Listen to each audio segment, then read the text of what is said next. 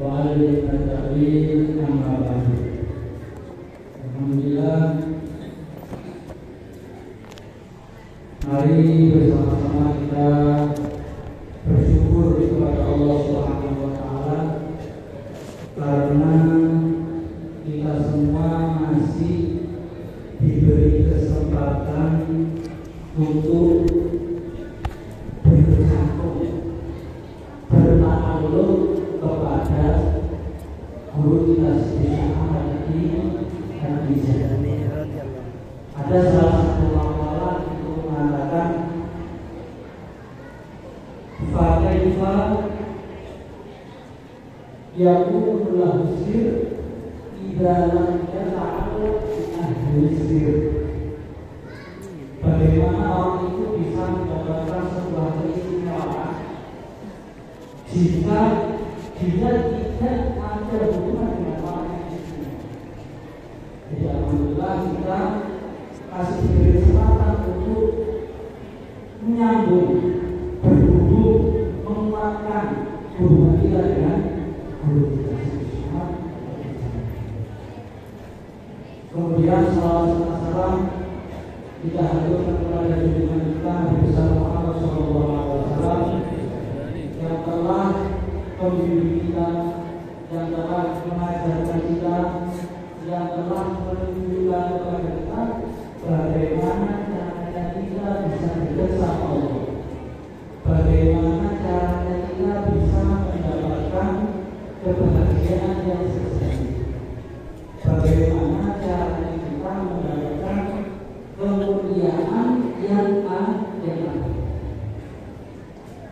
Para hadirin, para hadirat rahimahullah, sebelum saya mulai melanjutkan kajian kitab yang sudah kita baca di pertemuan sebelumnya, pulau atas nama Sohibul mengucapkan beribu-ribu terima kasih, bukan beribu-ribu saja, berjuta-juta terima kasih, tambahan bermiliar-miliar terima kasih. Pokoknya ini kalau matur suwun terima kasih untuk semua orang yang andil, semua orang yang ikut, semua orang yang berpartisipasi di dalam terselenggaranya acara di siang hari ini. Entah itu yang masak teror, entah itu yang masak, entah itu yang ngasih berkat, entah itu yang masak background, entah itu yang menyediakan saus, pokoknya semua orang andil berikut berpartisipasi di dalam terselenggaranya acara di siang hari ini. Dan semoga Allah Subhanahu wa taala menerima apa yang sudah mereka keluarkan, apa yang sudah mereka berikan, apa yang sudah mereka usahakan. Karena ulang lagi manjah hazal walian faqad ghazal. Barang siapa menyiapkan seseorang itu untuk berperang di jalan Allah, hanya menyiapkan saja baunya, pangannya, bau cek bawah, bau cek lombok, apa sedikit manis-manis gara-gara bersedia. Menjaga barang siapa yang menyiapkan untuk berperang. Ini belum perang, masih menyiapkan saja. Menyiapkan untuk berperang apa? Faktor dosa. Maka orang yang menyiapkan tadi sudah mendapatkan pahala yang berperang. Jadi kalau ada acara-acara yang di dalamnya itu terdapat mengagungkan Allah dan mengagungkan Rasulullah, kok kita menyiapkan acaranya, kita belum hadir. Kita menyiapkan acaranya itu sama saja kita hadir di acara. Sama saja kita mendapatkan ganjaran di acara. Semoga Allah Subhanahu wa taala menerima semua yang sudah dikerahkan dan mengganti yang lebih baik apa yang sudah mereka keluarkan untuk terselenggaranya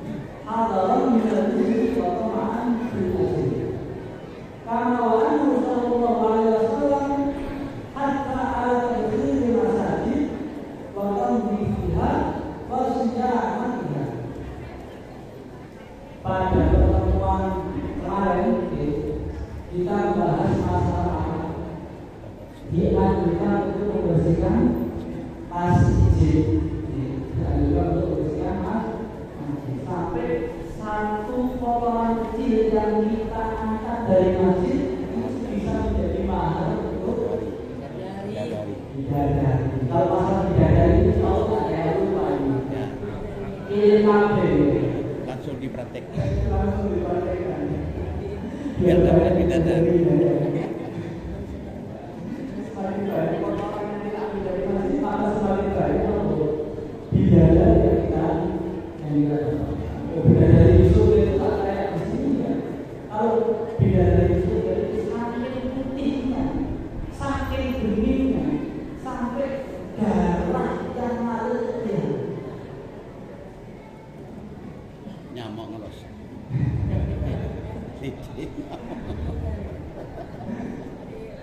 Saking beningnya bidadari itu. Nah, tapi kalau kita ingin bidadari adalah membersihkan kotoran yang ada di masjid. Nah, bahwa Anda Rasulullah SAW ada dari masjid selain membersihkan masjid, Rasulullah SAW itu menganjurkan kepada kita untuk memberi wewangian. Apa? Memberi wewangian. Memberi bubur. Bubur itu kalau bahasa Jawa itu jumpo. Tahu jumpo? Nah, bukan yang biasanya buat bubur-bubur. Itu wanginya itu beda. Tapi bubur-bubur itu wanginya itu enak. Dari garu. Dari ada namanya banyak. Jumpo. Yang ini dikasih wangi. Kalau misalkan kita kesulitan untuk mencari jumpo atau mencari bubur, biasanya pakai apa? Wangi apa? Yang semprotan gitu, yang semprot atau nanti. Fana Aisyah radhiyallahu anha qalat, diriwayatkan dari Sayyidah Aisyah, beliau berkata apa? Amara Rasulullah sallallahu alaihi wasallam bi bina'il masajid dulu.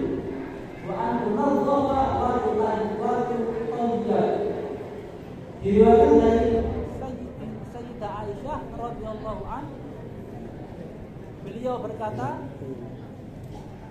tenang. Ini hanya sekedar mati lampu dari kiamat ya.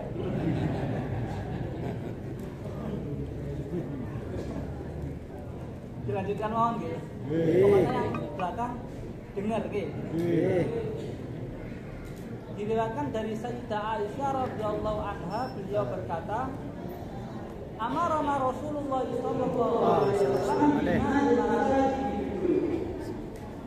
Rasulullah sallallahu alaihi wasallam itu menyuruh kita untuk membangun atau membuat tempat sujud atau masjid di dalam rumah kita.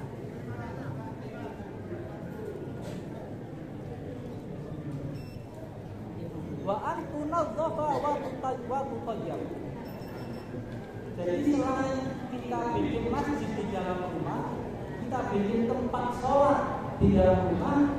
Selain itu juga Rasulullah menyuruh kita untuk membersihkan tempat yang kita gunakan untuk sholat yang ada di dalam rumah.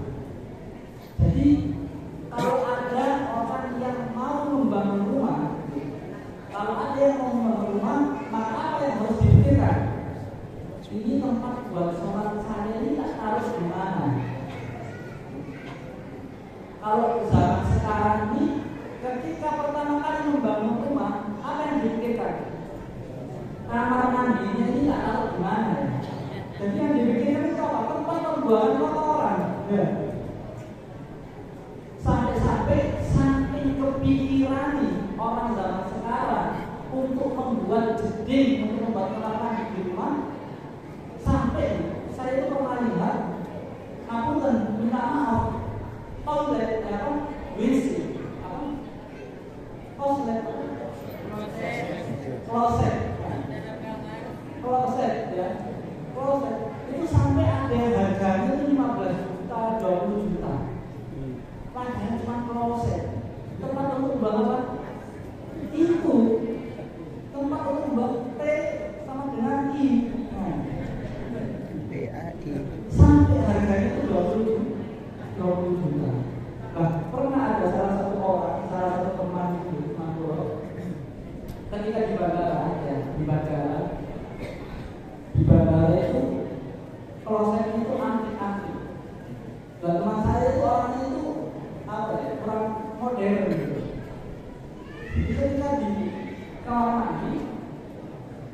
nggak tahu caranya. Ya apa caranya? Gimana caranya buat saja? Bingung. Duduk ya kan? Biasanya kan duduk ya kan? Ada sama teman saya itu dicokok, nggak duduk tapi dicokok. Setelah selesai menghajat, bingung gimana caranya caranya. Coba bicara setidaknya gimana? Akhirnya di sampingnya itu, sampingnya kloset itu ada kayak tisu, bukan tisu, kayak tekanan gitu, kayak putaran, tahu putaran? Pancuran. Lah sama teman saya dioprek, diputer. Lah dia ketika diputer ada air yang muncrat dari dalam kolosnya. Sakit sama saya. Loh, kok gini ya? Saking aktifnya kloset di zaman sekarang. Nah, perbedaan jauh banget. Kalau Rasulullah SAW menyuruh kita untuk membuat apa? Untuk membuat masjid di dalam, maksudnya masjid itu ya tempat yang kita gunakan untuk sholat di dalam rumah. Yang ajib itu orang Madura. Yang ajib itu orang Madura. Hampir setiap rumah masjid banyak ada langgar. Tahu langgar? Langgar. Masya Allah taala. Itu seperti halnya yang dilakukan oleh Sayyidina Abu Bakar As-Siddiq. Jadi Sayyidina Abu Bakar As-Siddiq itu bikin rumah dan di depan rumah itu dibangun langgar. Nah, kalau misalkan tanahnya itu enggak muat untuk membangun langgar di depan rumah, berarti dia membangun masjid atau tempat sholat di dalam rumah. Nah, sebisa mungkin kalau kita sudah membangun masjid atau tempat yang kita gunakan untuk sholat di dalam rumah, kita jaga melebihi daripada kamar tidur di rumah. Kadang kamar tidurnya itu nyaman, tapi tempat untuk sholat ala kadarnya. Kalau orang sajadahnya, kalau tidak ada sajadahnya. Ya, amarah Rasulullah SAW dibina di masjid di situ bukan al-Qawma waktu qadiyah. Rasulullah SAW menyuruh kita untuk apa? Untuk membangun masjid di dalam rumah dan kita disuruh untuk membersihkan dan memberikan pewanginya. Wa asal ditutup amarah Rasulullah SAW akan tahdal masjid dari diana wa amarana an nuqaddifaha. Begitu juga diriwayatkan dari Imam Sa'rah bin Jundub, sama seperti halnya juga dari Sayyidah Aisyah. Dia mengatakan apa? Rasulullah SAW memerintahkan kita untuk membangun atau membuat tempat yang kita gunakan untuk sholat di dalam rumah kita. Karena ada dalam salah itu, kalau ada berita kuburan, jangan jadikan rumah kita itu kayak kuburan. Kenapa ada itu maksudnya rumah kita kayak kuburan? Maksudnya itu ya suku. Kalau bahasa Indonesia itu, kalau bahasa Jawanya suku. Kalau bahasa Indonesia saya tidak tahu apa suku. Angker.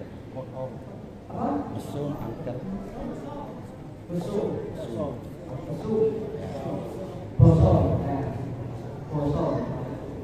Suku atau bosong. Maksudnya apa? Suku itu ketika dia pernah dibuat pikiran, tidak pernah dibuat cerita. Maka dari itu ada salah satu ulama yang mengatakan apa? Yang mengatakan kalau kita mau sholat sunnah, ya, kita mau atau bahagia, itu dianjurkan di rumah. Karena kenapa? Karena di rumah kita itu juga pernah kita buat untuk sholat, bukan kita jadikan hanya kayak seperti hotel. Kalau rumah kita jadikan seperti hotel ya kita buat makan, tidur, terus kamar mandi, makan, tidur, kamar mandi lagi, makan, tidur, kamar mandi lagi. Maka Rasulullah SAW ya'muru bimadharatil masajidil 'ammah wal masajidil al-khasah allati tu'addat tusalli fiha al-insan nawafilahu wa qiyamahu wa ya'budu rabbahu fiha wa hiya as-sunnati al-maktubah. Maka Rasulullah SAW untuk membersihkan masjid secara umum dan secara khusus tempat-tempat yang kita gunakan sholat yang ada di dalam rumah kita. Karena apa? Karena itu termasuk sunnah.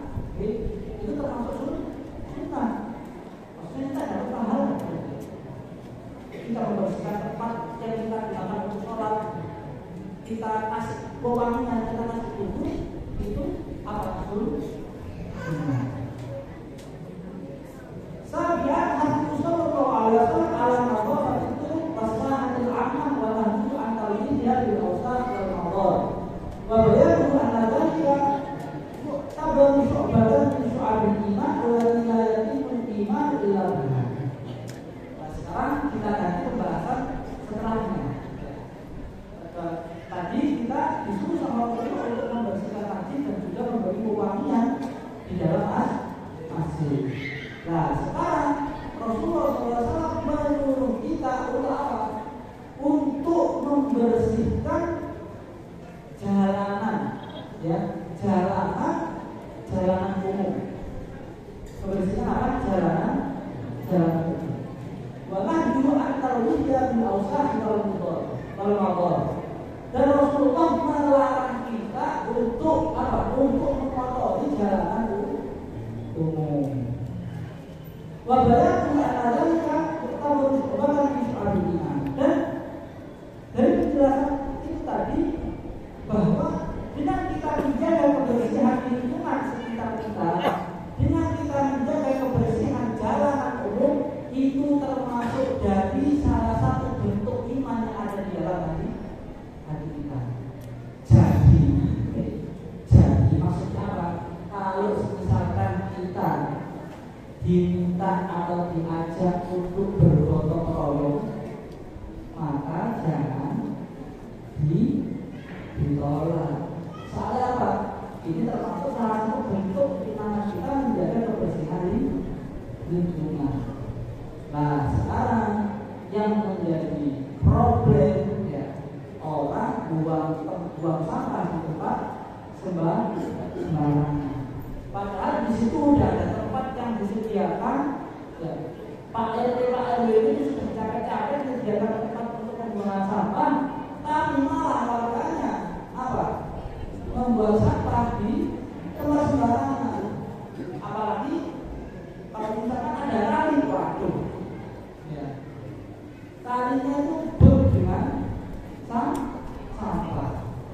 Makanya kali-kali sekarang ini tahu kali, makanya sangat kotor. Ya. Saya sampah semua itu diumblak ke kali-kali. Nah, bentuk iman yang ada di dalam hati kita apa? Dengan kita menjaga kebersihan lingkungan.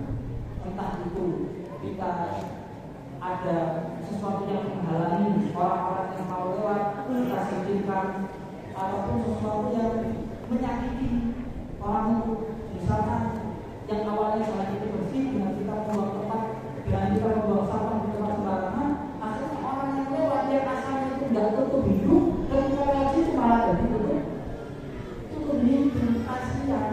Lah, bau gak enak itu termasuk salah satu hal yang menyakitkan orang. Coba kita dekat sama orang yang baunya gak enak, mesti kita menjauh, ya. Nah, ketika kita menemukan sesuatu yang menyakitkan orang yang lewat di jalan itu, sebisa mungkin kita hindarkan. Sebisa mungkin kita, kalau misalkan kita nggak bisa menghindarkan, kita nggak tahu nanti kita mau berkemana, ya setidaknya kita jangan ikut-ikutan orang yang seperti itu. Karena apa? Karena itu menunjukkan bahwa orang itu memiliki iman di dalam hati. Hadis sahih Nabi Hurairah radhiyallahu anhu qala Rasulullah sallallahu alaihi wasallam al-imanu bid'un wa sab'un wa fi riwayah wa sab'una syu'bah wa afdaluha qawlu la ilaha illallah wa adnaha imamatul adha 'anil tariq. Di dalam kitab Bukhari Muslim diriwayatkan dari Abu Hurairah radhiyallahu anhu, beliau berkata Rasulullah sallallahu alaihi wasallam bersabda, iman itu ada 70 cabang. Iman itu ada berapa? 70 cabang. Fa'afdaluha qawlu la ilaha illallah. Lah cabang iman yang paling utama, cabang iman yang paling istimewa itu adalah ucapan la ilaha illallah. Wa adnaha imamatul adha 'anil tariq.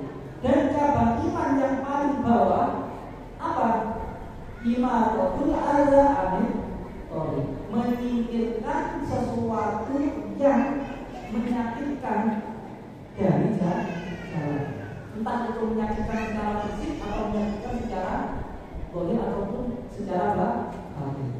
Misalkan kita lihat ada duri atau kita lihat ada paku di tengah-tengah jalan, lalu kita menyingkirkan paku tadi itu, ya, menyingkirkan paku tadi dari apa?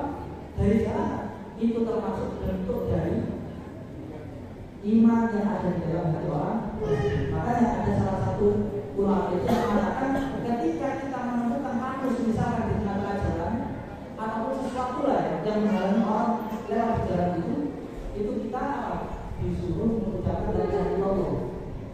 Jadi ketika ngambil paku tadi itu sama bilang la ilaha illallah. Kenapa? Karena ada mengumpulkan iman yang paling atas sama iman yang paling bawah.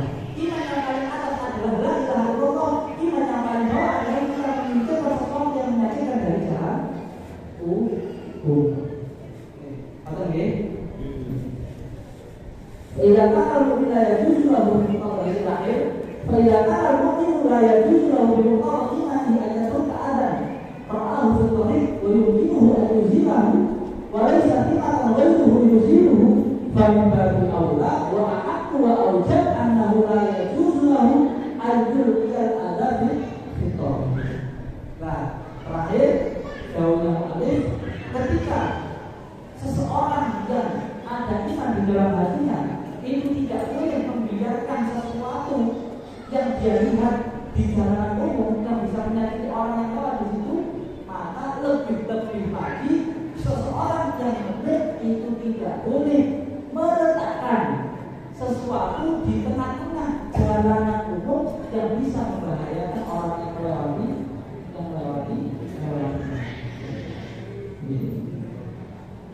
Mungkin cukup sekian pada pertemuan kali ini. Semoga kita semua diberikan ilmu yang manfaat, diberikan ilmu yang barokah, diberikan hidup yang barokah, diberikan harta yang barokah, diberikan keluarga yang barokah, dan semoga kita semua diberikan keistiqomahan untuk menghadiri kajian Selasa akhir sampai kita meninggal dunia. Allahumma Allah Ta'ala ayatana menalladzina istaghfara qawlan tabi'un hasanah wa sallallahu ala sayyidina Muhammad walhamdulillahi rabbil alamin. Wassalamualaikum warahmatullahi wabarakatuh.